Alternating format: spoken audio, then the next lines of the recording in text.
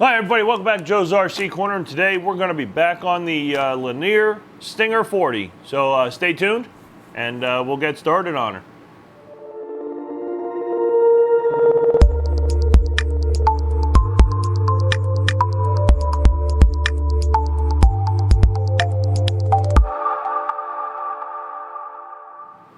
All right, guys, so thanks for sticking with me on this build. Like I said in the previous builds, this is the Stinger 40.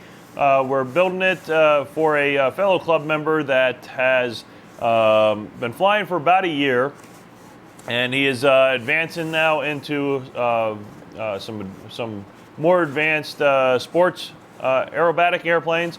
And I figured the Stinger 40 I had laying in my kit collection would be a perfect build for him. It's an easy build. We are doing some modifications as we've seen in the previous videos. We're making all the turtle decks on the top of the aircraft out of sheeted balsa rather than using those plastic parts. That way we can have all the cover and match beautifully. So today I believe the plan will be to finish getting the servo rails mounted inside and getting the servos mounted, and finishing getting the hardwood mount for the wing done, and even getting the firewall drilled, because we already have that laminated over here. We're going to get the motor mount mounted on here, and decide whether we're going to do an inverted or side mounted engine. But get all the holes drilled for it either way. Get that epoxied into place, and that way we can start deciding how the top is going to go. We do want to also add some sort of rail system for the fuel tank so we can get to the batteries underneath, figure out where the ignition module is going to go, and so on. So that's going to be our what we're going to be getting done today. So please stay tuned, guys, and enjoy the video. And one more time, I do apologize for doing most of this time lapse, but it's a lot easier because I'm not having to sit and stop and explain. So I'll just explain at the end what we completed, and I hope you enjoy the video, guys, and stick with me. All right, thanks.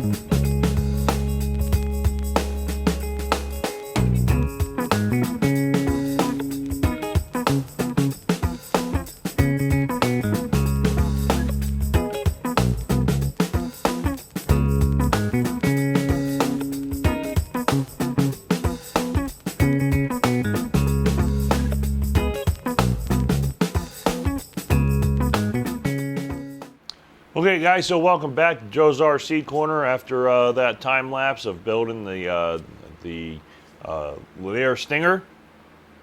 As you see, we've got a lot done on the aircraft today, over this weekend, which is 4th of July. So I want to wish everybody a happy 4th of July that's watching this in the United States. Appreciate everybody's support.